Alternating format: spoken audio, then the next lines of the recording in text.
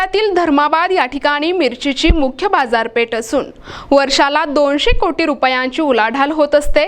तसेच बेरोजगारांना देखील रोजगार उपलब्ध होत असून धर्माबादची मिरची बाहेर वेगवेगळ्या देशात देखील जात आहे। उसके लिए यहाँ पे क्या है, माल लाके लोग रख के फिर प्रसाद में बेचते हैं।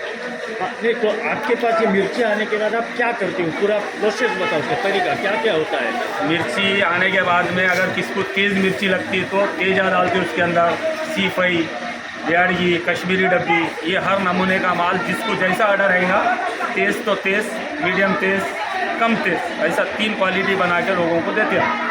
लोगों में ये भी एक चर्चा है कि मिर्ची जो है रेडीमेड जो दुकान से लेते हैं वो लाल होती तो ईश्वर का चूरा डालते हैं, क्या रहता है ये सब। ये क्या है, इसके अंदर मिर्ची के अंदर 3-4 क्वालिटी रहते। एक सिर्फ लाल होने की मिर्ची रहती, कोई कलर नहीं रहता उसके अंदर, नेचुरल रहता।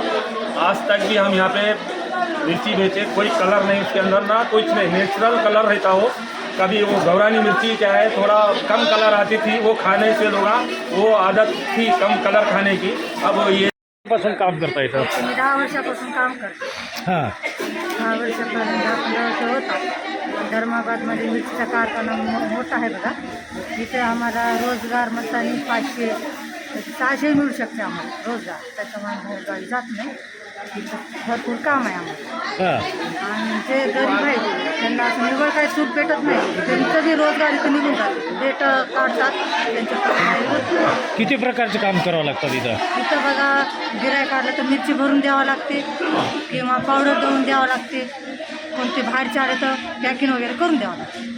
पण मग ते मिरचीमुळे तुम्हाला अंग जळजळ करणे, खोकला येणे असं काही त्रास होत नाही का। होते आता त्रास, पण तसं करून घेतात। तर तुम्ही घरी गेल्याबरोबर काय करता, लहान मुलांना वगैरे उचलून हात लावता लावणार। नाही लहान लेकराला वगैरे